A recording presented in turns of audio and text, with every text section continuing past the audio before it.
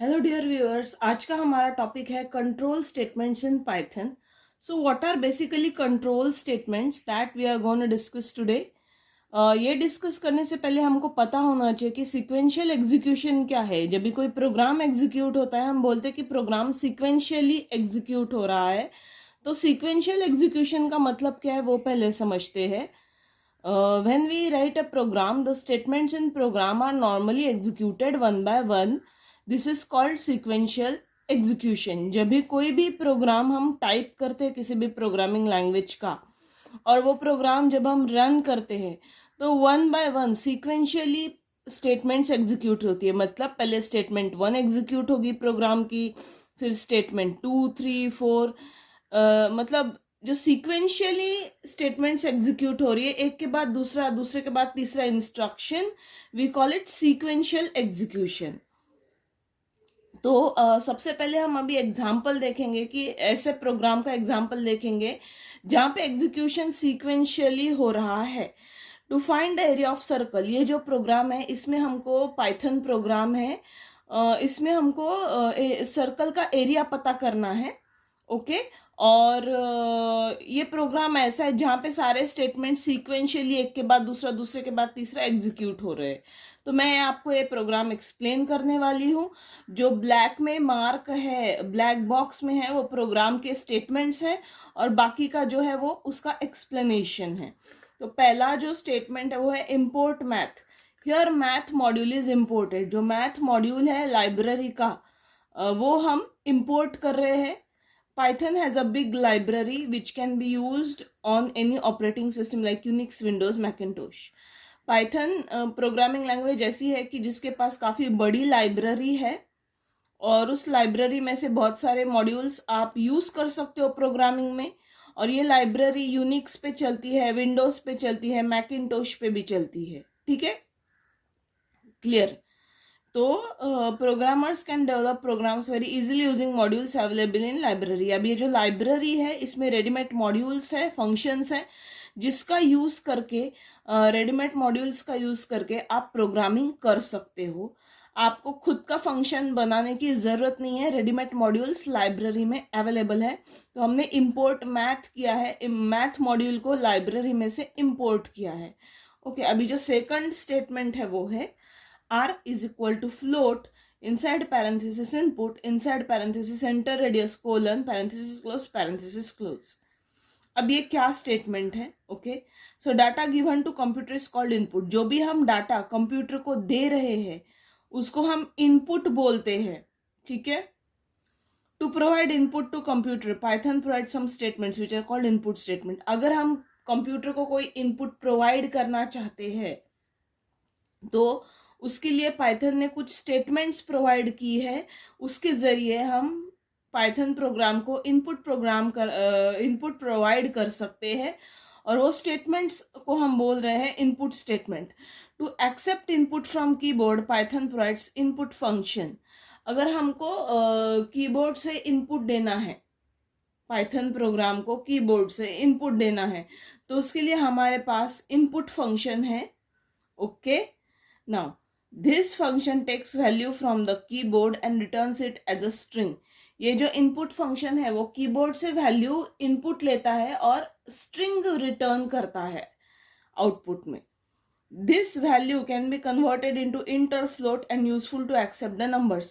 अभी यहाँ पे जो रेडियस है वो हमारा नंबर है, तो जब भी हम इनपुट देंगे कोई भी नंबर, वो स्ट्रिंग के फॉर्मेट में होगा. हमको उसे कन्वर्ट करना है फ्लोट या फिर इंटीजर में, इसलिए यहाँ पे हमने फ्लोट लिखा है.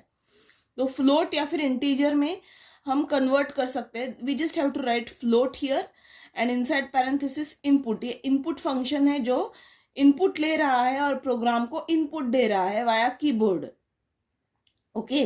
तो नंबर एंटर करेंगे और इनपुट जो है वो कन्वर्ट हो जाएगा स्ट्रिंग में. इस फंक्शन उस स्ट्रिंग में कन्वर्ट करेगा. हमको चाहिए फ्लोट में, नंबर फॉर्म में, इसलिए यहाँ पे हमने फ्लोट इंक्लूड किया है, यहाँ फ्लोट इनपुट.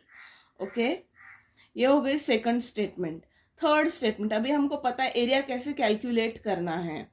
तो area is equal to math dot pi into R into 2.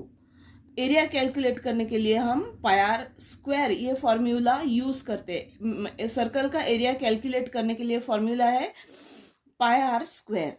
तो इसमें हमने ये स्टेटमेंट ऐसे क्यों लिखा है, formula use to calculate area of circle is pi R square, since pi is a constant in a math module we can refer to it as a math dot P I. अभी हमने देखा कि हमने math module को import किया है। जो यहाँ पे पाई आप देख रहे हो वो क्या है, कांस्टेंट है मैथ मॉड्यूल में। ये जो मैथ मॉड्यूल है इसमें कांस्टेंट है पाई, उसमें बहुत सारे कांस्टेंट्स अवेलेबल है, उनकी प्रीडिफाइंड वैल्यू भी है।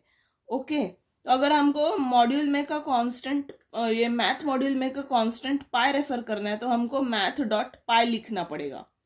Okay, already readymade constant available है इस मॉड्यूल में, तो मैथ डॉट पाई अगर हम टाइप करेंगे तो हम इस मॉड्यूल में का जो कांस्टेंट पाई है उसे एक्सेस कर पाएंगे। Okay, also to find square of R we use exponentiation operator. अभी हमको आर का स्क्वायर, रेडियस का स्क्वायर पता करना है तो हमको एक्सपोनेंशिएशन ऑपरेटर की जरूरत है, आर रेस टू 2। लेकिन वैसा लिखने के अलावा हम डबल एस्ट्रिक साइन अगर देंगे आर एस्ट्रिक एस्ट्रिक 2 तो वो आर रेस टू 2 बन जाता है। ओके, तो एक्सपोनेंशियल ऑपरेटर क्या है, डबल एस्ट्रिक साइन, और जब हम डबल एस्ट्रिक साइन देते तो वो आर स्क्वायर बन जाता है। Since we are using pi from math module we are suppose to import that module. अभी हमने ये इसी वजह से इंपोर्ट किया था, हमको पाई यूज करना है जो मैथ मॉड्यूल में कांस्टेंट है ताकि हम एरिया ऑफ सर्कल आराम से निकाल सके। तो ये कांस्टेंट हमको यूज करना है जो मैथ मॉड्यूल में प्रेजेंट है, इसलिए हमने मैथ मॉड्यूल यहाँ फर्स्ट स्टेटमेंट में इंपोर्ट किया था। तो इस तरीके से हमने अभी एरिया निकाल दिया। ये मैथ पाई इंटू आर, इस पे कंप्यूटेशंस होंगे, ऑपरेशंस होंगे, और एरिया नाम के वेरिएबल में ये वैल्यू स्टोर हो जाएगी। ठीक है, नेक्स्ट। अभी next is print area of circle equal two comma area. ये प्रिंट स्टेटमेंट है। अभी एरिया कंप्यूट करने के बाद हमको आउटपुट स्क्रीन पे प्रिंट करना है। Alright, so see the data given to computer is called input. जो डाटा हम कंप्यूटर को दे रहे हैं उसको हम इनपुट बोलते हैं। जैसे कि मैंने बोला इनपुट डाटा दे रहे हैं कंप्यूटर को, that is called as input, and results return the computer called output.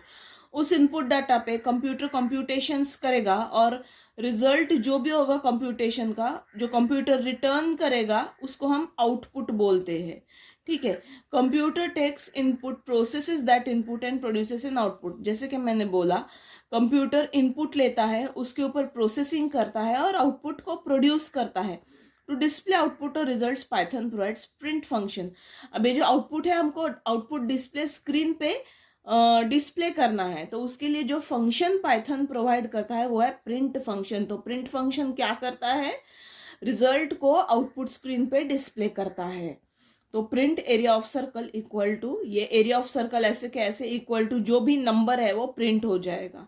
तो प्रिंट स्टेटमेंट क्या कर रहा है, एरिया ऑफ सर्कल स्क्रीन पे डिस्प्ले कर रहा है। अब इसको हम दूसरे तरीके से भी लिख सकते हैं, print area of circle equal to colon point two f format area. अब देखो ये क्या है, अब हमको क्या करना है, जो पॉइंट में आंसर आ रहा है, हो सकता है पॉइंट के बाद 7-8 नंबर हो, हमको राउंड ऑफ करना है, हमको बस 2 डेसिमल पॉइंट तक लेना है।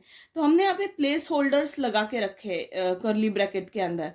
फर्स्ट कॉलम कोलन से पहले का जो पार्ट है, मतलब डेसिमल पॉइंट के पहले का जो पार्ट है, वहां पे कितने भी नंबर हो सकते हैं हमको पता नहीं है, तो इसलिए हमने यहाँ पे कोई स्टार्टिंग में नंबर नहीं दिया है।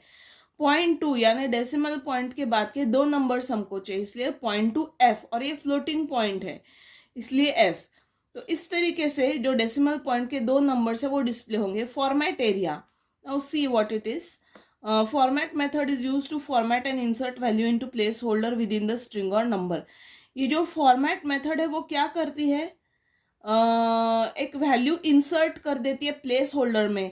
जो नंबर है जहाँ पे हम स्टोर कर रहे हैं उस नंबर को, तो वहाँ पे प्लेस होल्डर्स होते हैं हर एक नंबर को स्टोर प्लेस करने के लिए। तो प्लेस होल्डर में इंसर्ट करनी है वैल्यू। ओके, फॉर्मेट करके उसको इंसर्ट करना है। तो ये इंसर्ट करने का काम यानी ये प्लेस होल्डर है, इसमें एरिया को इंसर्ट करने का काम फॉर्मेट फंक्शन करता है। इट ऑफर्स फ्लेक्सिबल फॉर्मेटिंग, यानी जो भी प्लेस होल्डर की वैल्यू है वहाँ पे नंबर एंटर, वहाँ पे नंबर वो डाल देगा। ओके, तो इस तरीके से हमने फॉर्मेट एरिया फंक्शन का यूज करके राउंड ऑफ वैल्यू प्लेस कर दी प्लेस होल्डर में, और हमको मिला एरिया ऑफ सर्कल जो ताकि राउंडेड ऑफ वैल्यू है। ओके, तो if we consider output of preceding program, statements written in a program are executed one by Python interpreter.